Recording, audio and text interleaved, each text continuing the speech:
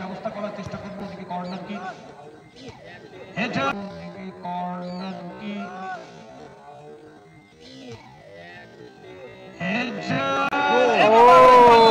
দারুণ দারুণ দারুণ এন্ড গোলটা করেছেন কিন্তু Bapi Bapi Bapi Bapi football Mandi. So well played football Mandi, একটা গোল, অ্যাসিস্ট এবং দুর্দান্ত football. Santos presents winter cup তার প্রথম ম্যাচে ম্যান অফ দ্য ম্যাচ। এখনো পুরস্কার রয়েছে ফুটবল কাকু একটু আসবে। হ্যাঁ, একটা সিলভার নোট রয়েছে 2000 টাকার আদলে, সেটা ওর হাতে তুলে দেওয়া হবে।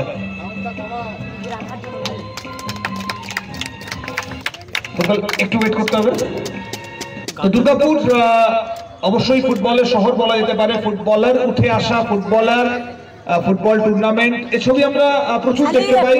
তবে উইন্টার কাপ গত 5টা বছর, গত 4টে বছর, এবার নিয়ে 5 বছর একটা আলাদা জায়গা বানিয়ে দিয়েছে। কি বলবে উইন্টার কাপকে নিয়ে? এবং এবছর একটা রানিং ফুটবল টুর্নামেন্ট এইভাবে তার যে এই আয়োজন দেখছো, সেই নিয়ে কি বলবে? কারণ একজন ফুটবলার হিসেবে তুমি বিভিন্ন মাঠে খেলেছো, বিভিন্ন টুর্নামেন্ট খেলেছো, তো আজকে নিজের মাঠে দুর্গাপুর, এখানে উইন্টার কাপের খেলা এবং আয়োজন, এসব নিয়ে কি বলবে? আয়োজন সত্যি খুব ভালো লাগছে। তারপরে টুর্নামেন্টের ভিতরে দুর্গাপুরের খুব একটা অন্যতম টুর্নামেন্ট। আজকে আমি ম্যান অফ দ্য ম্যাচ হয়ে খুবই খুশি হয়েছি, কারণ আজকে আমি গোল করে নিজের টিম। তো ধন্যবাদ। আগামীতেও আরো ভালো ফুটবল উপহার দাও, এটাই আমরা চাইবো। আর দর্শককে জানিয়ে রাখবো, আগামীকাল রাহুল 11, প্রিয় রাহুলের স্মৃতি জড়িত রাহুল 11, আগামীকাল সেই রাহুল 11 মাঠে নামবে এবং রাহুল 11-এর বিরুদ্ধে কারা খেলবে? ব্ল্যাক কার্বন এফসি কনসেল, তারা খেলবে রাহুল 11-এর বিরুদ্ধে। তো জুড়ে থাকুন উইন্টার কাপের সাথে।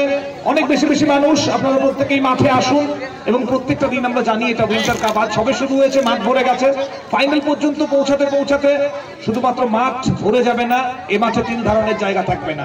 তো দেখা হচ্ছে আগামীকাল আবারও ঠিক দুপুর 2:30 উইন্টার কাপের দ্বিতীয় ম্যাচ নিয়ে।